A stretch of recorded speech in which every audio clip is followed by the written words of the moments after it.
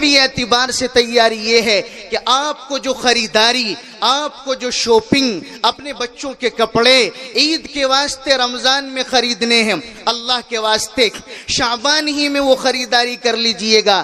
رمضان کے مبارک ایام، رمضان کی بابرکت راتیں کہیں ضائع نہ ہو جائیں۔ اللہ کی طرف سے جب بے پایا انعام اور بے حساب مغفرت کو نازل کیا جا رہا ہو، اس وقت آپ خریداری میں، اس وقت آپ شاپنگ مال میں مشغول نہ ہو۔ اس لیے ضرورت کا جو سامان ہے حتی الامکان کوشش کریں کہ وہ شعبان میں آپ کی خریداری مکمل ہو جائے۔ دوسرے اعتبار سے آپ نیٹ کا استعمال، لا یعنی مشغولیات کو بالکل کم کر دیں اور اپنی عادت بنائیں، اپنے آپ کو خوگر بنائیں اس بات کا۔ اس زمانے میں سوشل میڈیا اچھے پابند صوم و صلات، دیندار کہے جانے والے، سر سے لے کر پاؤں تک دیندار سمجھے جانے والے، بظاہر 5 وقتہ نمازی اور دین کا علم رکھنے والے بھی اس سوشل میڈیا کے سیلاب میں ایسے بہ گئے، ایسے اپنے دین کو نقصان پہنچایا، ایسی اپنے عزت دینی کو بٹا لگایا کہ بظاہر وہ جب مجموع میں ہوتے ہیں، جلوتوں میں ہوتے ہیں، دوسروں کے سامنے ہوتے ہیں تو بہت دیندار، حقیقت میں بھی دیندار ہوتے ہیں، مگر شیطان کے اس حملے کی وجہ سے اور نفس کے ان مقاصد کی وجہ سے وہ لوگ تنہائی میں جا کر کے اپنے سیل فون کا غلط استعمال کرتے ہیں۔ اللہ کے واسطے رمضان المبارک میں آپ کے فون کا غلط استعمال نہیں ہونا چاہیے۔ یوٹیوب ہو، فیس بک ہو، اس زمانے میں انٹرنیٹ کے جس قدر ایپس آئے ہیں وہ سب بے حیائی کے مناظر کو دکھانے والے ہیں، آپ کے ایمان کو آپ کے قلب سے کھرچ کر صاف کر دینے والے ہیں۔ اس لیے اللہ کے واسطے ابھی سے تیاری کیجئے گا اور ہرگز استعمال مت کیجئے گا۔ اگر ضرورت کی کوئی چیز آپ کو دیکھنی ہے اور استعمال کرنا ہے موبائل کو تو پہلے اپنے آپ کو مخاطب کر کے کہیں کہ میں اس لیے نیٹ استعمال کر رہا ہوں، میں یہ چیز نیٹ میں دیکھوں گا اور اس کے بعد نیٹ کو بند کر دوں گا۔ یہ زمانہ چونکہ سائنس کا زمانہ ہے اور عروج پر پہنچی ہوئی یہ تمام تر ایجادات، ہمارے اکابرین کو اللہ نے قرآن کی برکت سے کیسی فراست ایمانی اور معرفت ربانی عطا فرمائی تھی۔ علامہ قزوینی کی عجائب المخلوقات میں ایک شاندار تحقیق بیان کی گئی ہے۔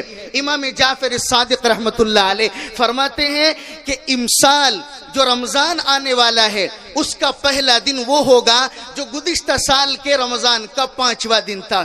میں نے بھی امسال کوشش کی، اس کو دیکھا، ہمارے بعض بزرگوں نے لکھا ہے کہ ہم نے 50 سال سے زیادہ اس کو آزمایا، بالکل اسی طرح پایا۔ گزشتہ رمضان المبارک کا پہلا دن بدھ کا تھا اور 5واں روزہ اتوار کا تھا۔ حضرت جعفر صادق رحمت اللہ علیہ کی تحقیق کے مطابق امسال 3 اپریل کو اگر پہلا روزہ ہوا تو اتوار کا ہوگا۔ کیسے کمالات اللہ نے ہمارے بزرگوں کو عطا فرمائے ہیں۔ ابن الفضل رحمت اللہ علیہ بہت مشہور تابعی ہیں، وہ فرمایا کرتے تھے ہم کس انداز پر تیاری کریں، کس انداز پر ہم رمضان کی تیاری کریں اور کتنے اہتمام کے ساتھ اس کو گزارنے کی کوشش کریں۔ ابن الفضل فرماتے ہیں ہمارے اکابرین اور بزرگ 6 مہینے رمضان کا انتظار کرتے تھے، اللہ سے مانگا کرتے تھے۔ کانوا یدعون اللہ 6 اشہر ان یبلغہم رمضان ثم یدعونہ ان یتقبلہ منہم 6 اشہر۔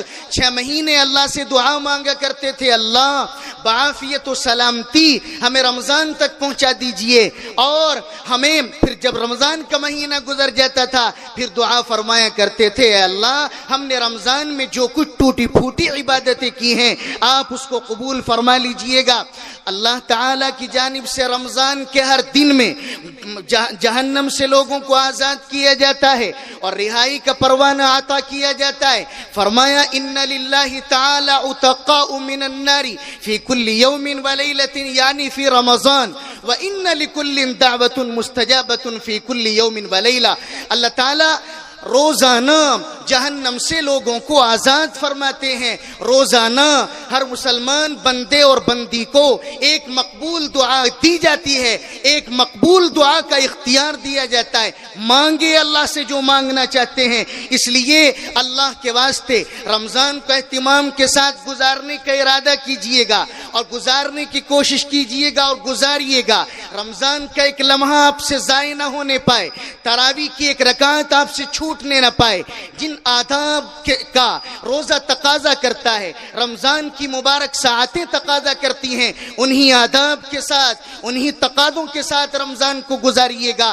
مبادا ایسا نہ ہو کہ بھوک پیاس کو برداشت کر کے آپ نے سارا دن کام کاج کیا، مشقت برداشت کی، آپ کے ہاتھ سوائے بھوک پیاس کے کچھ نہ آیا۔ ارشاد فرمایا گیا الصوم جنۃ ما لم یخرقها، روزہ ڈھال ہے جب تک اس کو پھاڑ نہ دیا جائے۔ روزہ پھٹتا ہے غیبت سے، روزہ پھٹتا ہے چغلی سے، بد زبانی سے، بد کلامی سے، نگاہ و زبان کے غلط استعمال سے، قلب کے برے خیالات سے، ذہن کے گندے افکار سے۔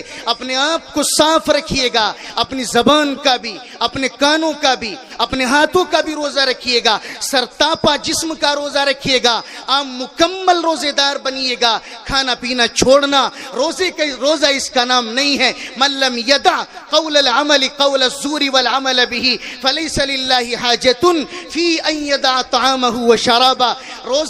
روزہ رکھنا صرف یہ نہیں ہے کہ آپ نے کھانا پینا چھوڑ دیا۔ جب تک آپ جھوٹ بولنا، جب تک آپ جھوٹی باتوں پر عمل کرنا، بے حیائی کی باتیں اختیار کرنا نہیں چھوڑیں گے، تب تک آپ کا روزہ اللہ کی بارگاہ میں قبول نہیں ہوگا۔ اس لیے اپنے آپ کو صاف رکھیے گا، روزوں کو صاف رکھیے گا۔ روزہ رکھیں گے نفس و شیطان سے بچیں گے، روزہ رکھیں گے مصائب دنیاویہ سے بچیں گے، روزہ رکھیں گے خدا تعالی جہنم سے آپ کو آزاد فرمائیں گے۔